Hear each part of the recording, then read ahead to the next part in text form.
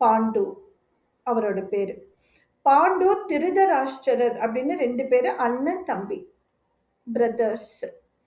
So பாண்டுவோட பிள்ளைகள் தான் வந்து 5 பஞ்ச பாண்டவர்கள் அப்படின்னு சொல்லுவாங்க. இது தர்மன், பீமன், அர்ஜுனன், நகுலன், சகாதேவன் 5 பேரு பஞ்ச பாண்டவர்கள். இதே மாதிரி திருதராஷ்டிரர் அவருக்கு வந்து கண்ணு தெரியாது.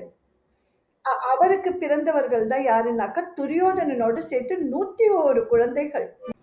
திருதராஷ்டிரரோட மனைவி பேர் தான் காந்தாரி. அவங்க தான் வந்து கணவனே கண்ணு தெரியாம இருக்கும்போது, நாம மட்டும் ஏன் கண்ணு இருந்து பயனில்லைன்ட்டு, தன்னுடைய கண்ணையும் எடுத்து கட்டிப்பாங்க. தன்னோட கண்ணையும் ஒரு துணியால கட்டி எப்போதும் கடைசி வரைக்கும் கட்டி தான் வச்சிருந்தாங்க. இதுதான் கதை. திருதராஷ்டிரருக்கு வந்து கண்ணு தெரியாதுன்றதால, அவர் வந்து நாட்ட ஆள முடியாதுன்னு சொல்லிட்டு, பாண்டு மகாராஜா தான் நாட்டை ஆண்டுகிட்டு வந்தாரு. பஞ்ச பாண்டவர்கள் எப்பவுமே நீதிமுறை தவறாதவர்கள். அவங்களும் எங்க கூட பொறந்தவங்க தான். ஸோ அவங்களுக்கு பாதி நாடு உரிமை இருக்கு அப்படின்னு சொல்லுவாங்க. ஆனா துரியோதனன் ஒத்துக்க மாட்டான்.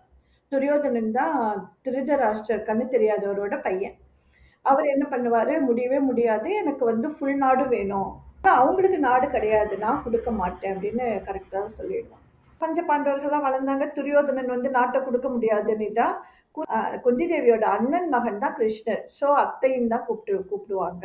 அப்ப கிருஷ்ணர் வராரு. கிருஷ்ணர் கிட்ட எல்லாரும் முறையிடுறாங்க. இந்த துரியோதனன் இப்படி பண்றது சரியா? ஏன் இந்த மாதிரிலாம் பண்றாரு அப்படின்னு. கிருஷ்ணன் போய் பேசி பார்க்குறாரு. ஆஹா! ஒண்ணும் முடியல. துரியோதனன் வந்து அவங்க மாமா, தாய் மாமா சகுனி கிட்ட வளர்ந்தவன்.